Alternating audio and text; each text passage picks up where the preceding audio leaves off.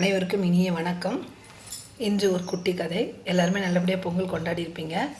இன்றைக்கி காணும் பொங்கல். எல்லாருமே வெளியில் போவீங்க, பத்திரமா போயிட்டு வாங்க. இன்றைக்கி ஒரு குட்டி தகவல். கார் எல்லாம் சர்வீஸ் பண்ணுவாங்க இல்லையா, கார் சென்டர், அது ரிப்பேர் பண்ணுறவங்க. அவர்கிட்ட ஒருத்தர் இதய அறுவை சிகிச்சை செய்யக்கூடிய ஒரு மருத்துவர் எப்பயுமே கார் ரிப்பேர் ஆச்சு அவங்க கொண்டு போய் விடுவார். அவர் சரி பண்ணுவார்.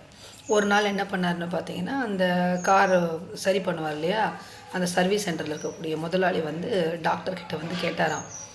நான் என்னென்னு பார்த்தீங்கன்னா, காரில் முக்கியமான என்ஜின் இருக்கு இல்லையா, அதை ரிப்பேர் பண்ணி கொடுத்தா தான் அந்த காரே ஓடும். அந்த வேலையை நான் செய்கிறேன். அதே மாதிரி மனுஷனுடைய உடம்புல இருக்கக்கூடிய இதயத்தை எல்லாத்தையுமே நீங்கள் அறுவை சிகிச்சை செஞ்சு கொடுக்குறீங்க, செய்கிறீங்க.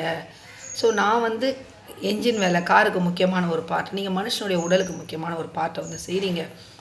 ஆனால் நான் வாங்கக்கூடிய ஊதியம் ரொம்ப கம்மி, நீங்கள் வாங்கக்கூடிய ஊதியம் ரொம்ப அதிகம் அப்படின்னு சொல்லிட்டு கேட்டாராம்.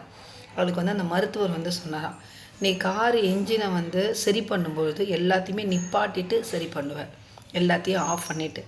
ஆனால் நான் மனிதனுடைய இதயத்தை அறுவை சிகிச்சை செய்யும் பொழுது அது இயங்கி கொண்டு இருக்கும் போதே தான் செய்ய முடியும், அதை நிறுத்திட்டு செய்ய முடியாது அப்படின்னு சொன்னாராம். இயங்கி கொண்டே இருக்கும்போது ஒரு வேலையை செய்யும்போது அது எவ்வளோ ஒரு கஷ்டம் இல்லையா, அதனால தான் என்னுடைய ஊதியம் அதிகமாக இருக்குதுன்னு சொன்னாராம்.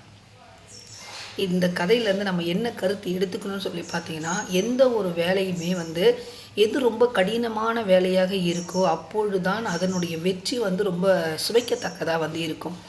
கடின உழைப்பு தான் நல்ல முயற்சியை தரும். ஏற்கனவே நான் சொல்லியிருப்பேன், ப்ரூஸ்லி அவர்கள் உடற்பயிற்சி செய்ய ஆரம்பிக்கும் பொழுது எப்போ கை கால் எல்லாம் அதிகமாக வலிக்குதோ அப்பொழுது தான் பயிற்சி நேரத்தையே தொடங்குவாராம். இப்போ தான் நம்ம ஸ்டார்ட் பண்ணுறோன்னு சொல்லிட்டு அதுக்கான பலன் தான் உலகம் போற்றக்கூடிய அந்த ப்ரூஸ்லியுடைய சாதனைகளை முறியடிக்க இன்னும் யாருமே வரவே இல்லை. ஆக எந்த ஒரு வேலையுமே லைட்டாக செஞ்சுட்டுப்பா மேலோட்டமாக செஞ்சுட்டு போகலான்னு நினைக்காம அதை ஆழமாக கடின முயற்சியோடு செய்யும்போது தான் நமக்கு சரியான வெற்றி கிடைக்கும். நன்றி.